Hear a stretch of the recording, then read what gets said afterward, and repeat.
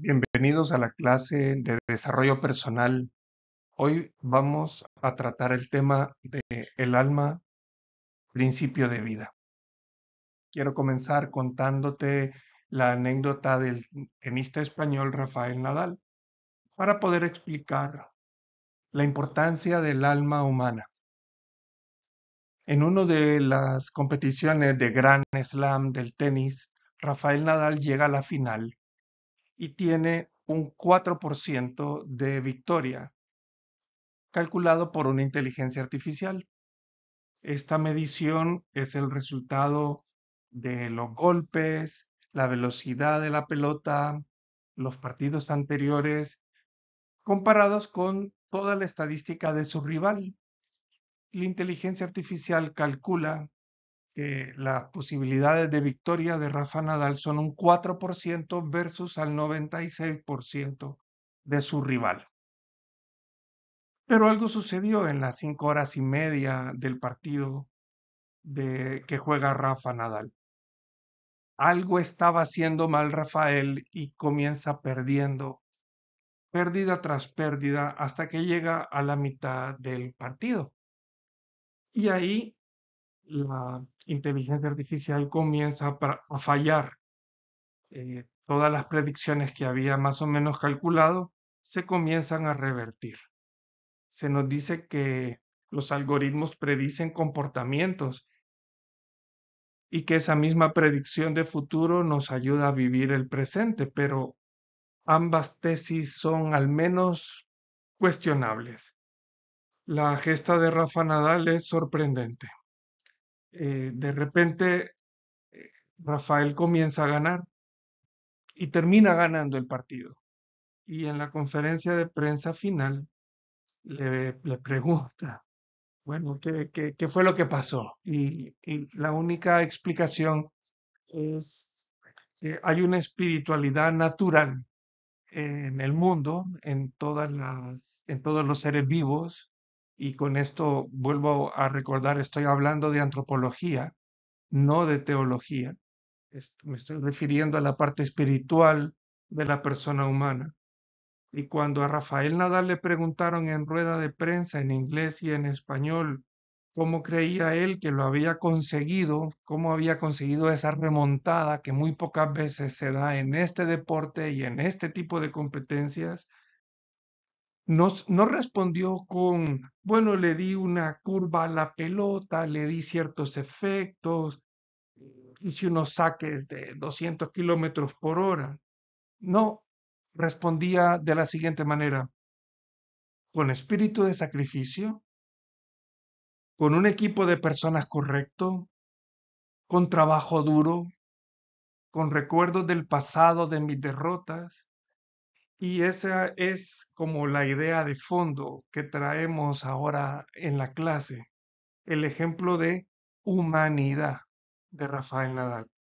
Esa parte espiritual, esa espiritualidad que está encarnada en la base corporal es el hecho que transforma el dato. Si el dato del algoritmo se queda corto, las respuestas de Rafa Nadal adivinan y ponen sobre la pista que el mundo no es puro hecho material, sino que hay que hacer gestos con él, hay que darle un significado a cada una de las cosas que hacemos. Bien, eh,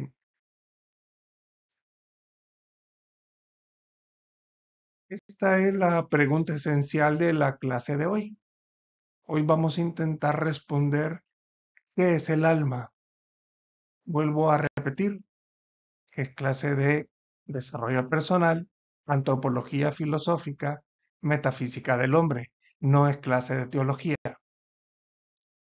Y estamos situados siempre dentro de esta gran introducción que estamos haciendo. Venimos hablando del objeto de la metafísica del hombre, de la vida y sus grados, y ahora vamos a hablar del alma como principio de vida. El alma es principio de vida. La vida se da en un cuerpo material con una organización y en cuanto el grado de organización es mayor, el tipo de vida puede ser más perfecto, ya que dispone de diversos órganos especializados para realizar todas esas operaciones. Sin embargo, el principio de vida no es el cuerpo, ya que si lo fuera, cualquier cuerpo tendría vida, y esto no ocurre. El principio de vida es el alma, que la filosofía de Aristóteles y Santo Tomás, es decir, la filosofía aristotélico-tomista, define como la entelequia primera de un cuerpo natural, que en potencia tiene vida y que es organizado. Así, el alma es principio de perfección, que hace que un cuerpo organizado sea lo que es y tenga determinada naturaleza. Otra definición que da Aristóteles del alma es la que la considera como aquello por lo que vivimos, sentimos, razonamos primaria y radicalmente. Aunque en este contexto se refiere concretamente al alma humana, la palabra alma cabe aplicarse a todo ser viviente en un sentido aristotélico del principio radical de cualquier operación que realice el ser vivo. Pero el alma no realiza directamente las operaciones, porque no es material. Nutrirse, ver, pensar, la realiza por medio de unos principios próximos que son las potencias o facultades. El alma, decía, no realiza directamente las operaciones, sino que lo hacen las facultades, porque al no ser material, el alma necesita de estas potencias. Unas de ellas son orgánicas, porque residen en un órgano, y sin el órgano no se pueden actualizar. Por ejemplo, la potencia de nutrirse de las plantas reside en las raíces. En los animales reside en el ojo u otras potencias que, por ejemplo, son inorgánicas, o sea, que no se ubican en ningún órgano del cuerpo. Es lo que sucede, como veremos más adelante, con la inteligencia y con la voluntad. Según la teoría hilemórfica, reafirmada solemnemente por la declaración dogmática de la Iglesia en el Concilio de Viena, el cuerpo es la materia y el alma es la forma sustancial que hace que ese ser sea lo que es. Es el principio unificador del cuerpo. El alma es esa energía radical que tiene las potencias como instrumento a través de los cuales ejercitan sus operaciones o facultades.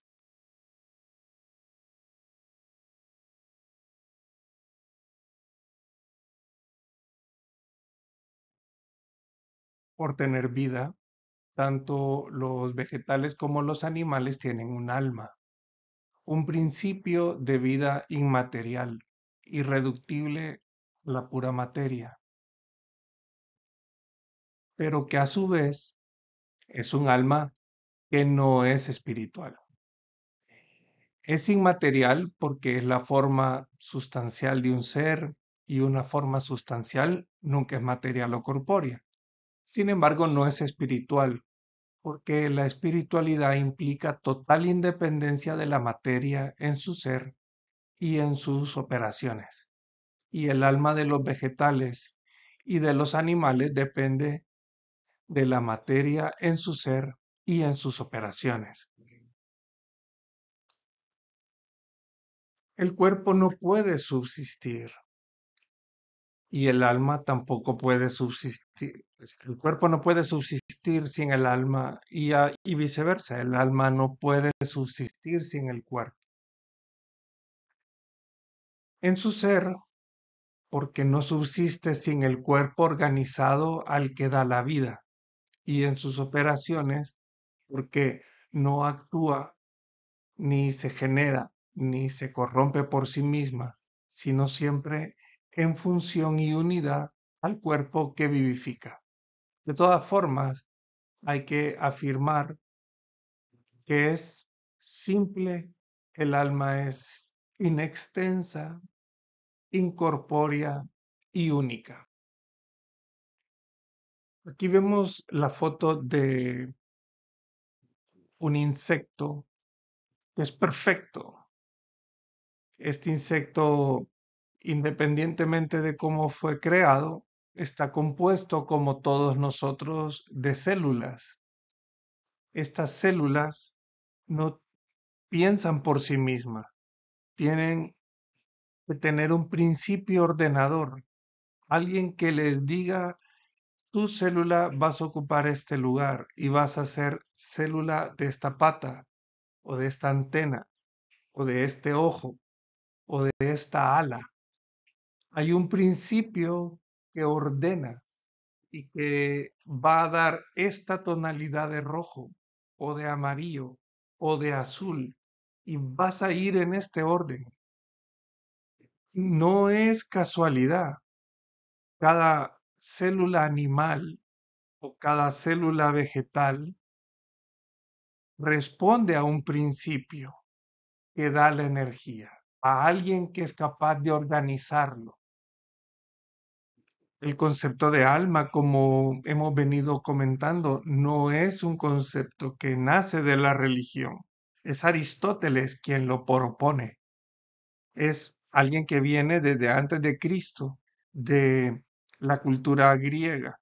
Y Aristóteles comienza a explicar, a querer dar con cuál es el principio ordenador, por qué los organismos se organizan de esta o de aquella manera.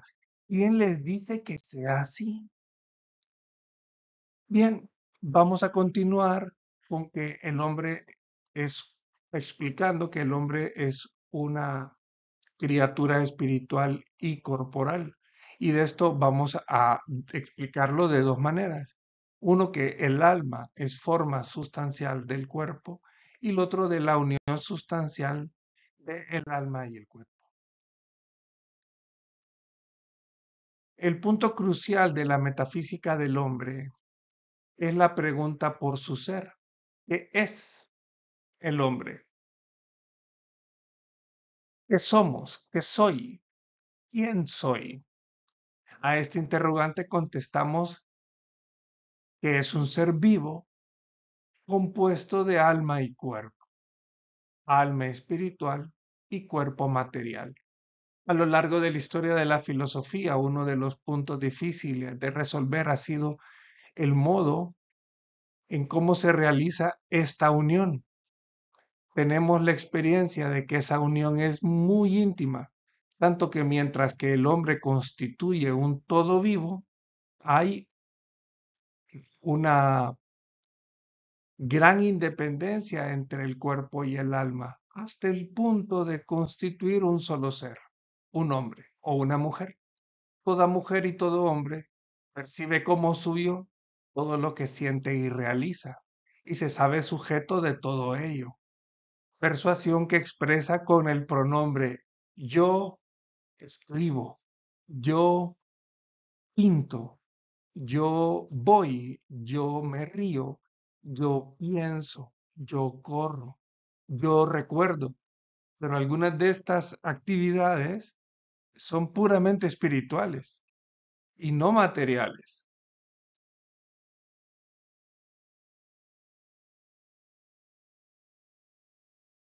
Estas reflexiones conducen a afirmar que cuerpo y alma forman una sola persona.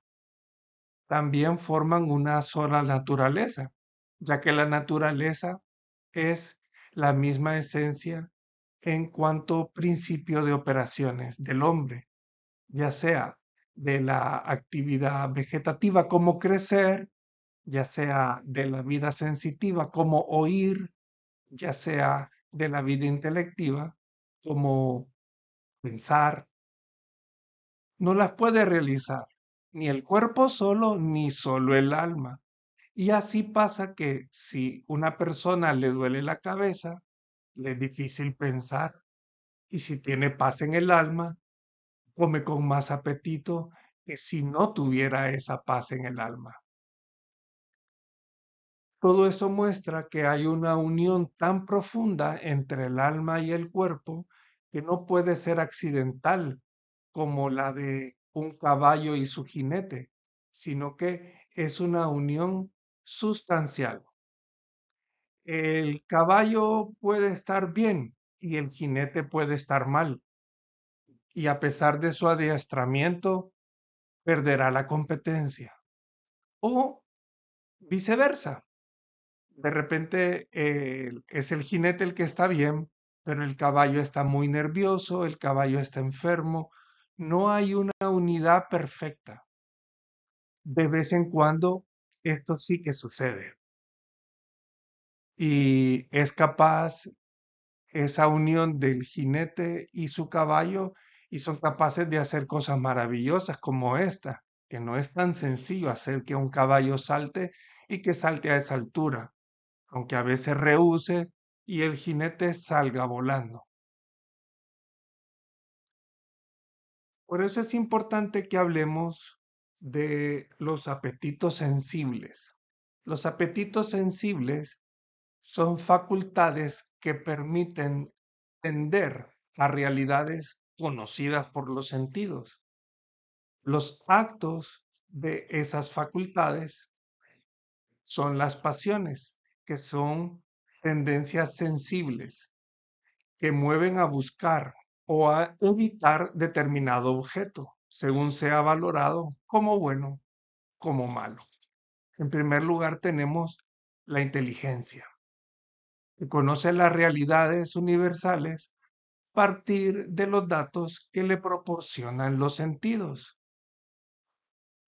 La inteligencia influye en la actividad de los sentidos internos, potenciando el trabajo de la imaginación, reforzando los recuerdos de la memoria y participando en cierta medida en las valoraciones de otro apetito sensible que se llama la cogitativa.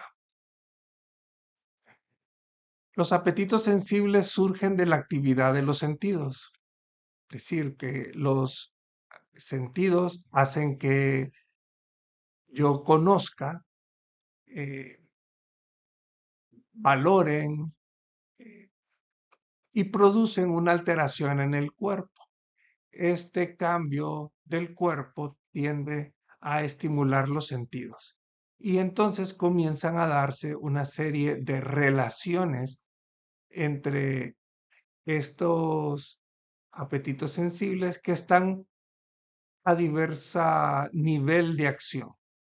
Tenemos un nivel que es simplemente somático, tenemos otro nivel que es un nivel emocional y tenemos un nivel que es más racional.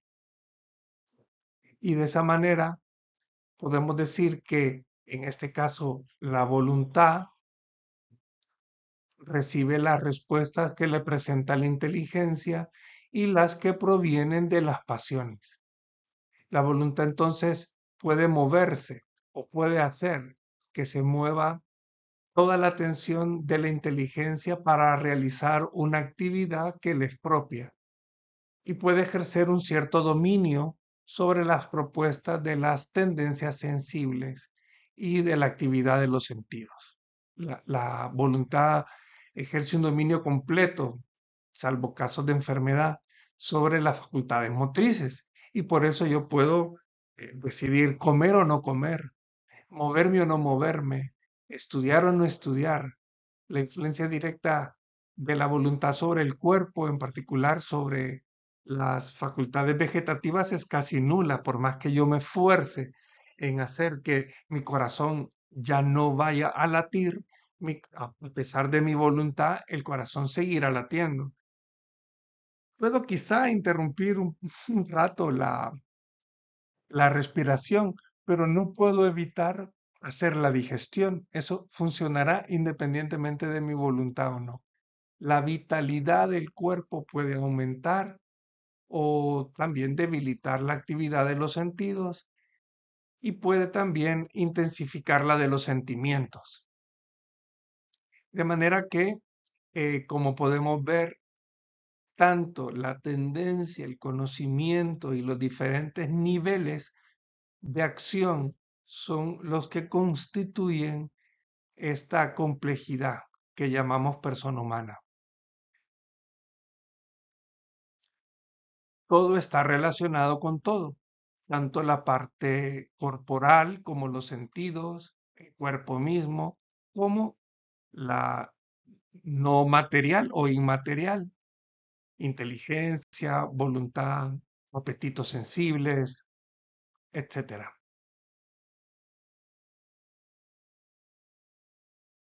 Llegamos entonces al punto en el cual podemos decir que hemos visto que el hombre es uno y que la unión del alma y el cuerpo es una unión sustancial. Si el cuerpo es uno, es una sustancia compuesta de dos coprincipios, que son la materia y la forma sustancial, en la que el cuerpo viene a ser la materia y el alma la forma sustancial. Para que la unión de dos elementos, uno sea la forma sustancial del otro, se requieren dos condiciones que se dan justamente en el alma. El primero es que uno, la forma, sea principio del ser sustancial del otro, la materia. El alma es lo que da vida al cuerpo. Y lo segundo es que los dos elementos constituyan un solo ser. El hombre es cuerpo y alma unidos. Cuando se separan por la muerte, dejan de ser hombre o deja de ser mujer. Alma y cuerpo son dos sustancias incompletas que solo en su íntima unión constituyen la sustancia completa, la persona humana, el hombre o la mujer. El alma humana es la forma espiritual. El alma humana no es solo inmaterial, como la de todos los seres vivientes, sino que es espiritual. Es espiritual porque no depende de la materia ni en su ser, ni en sus operaciones.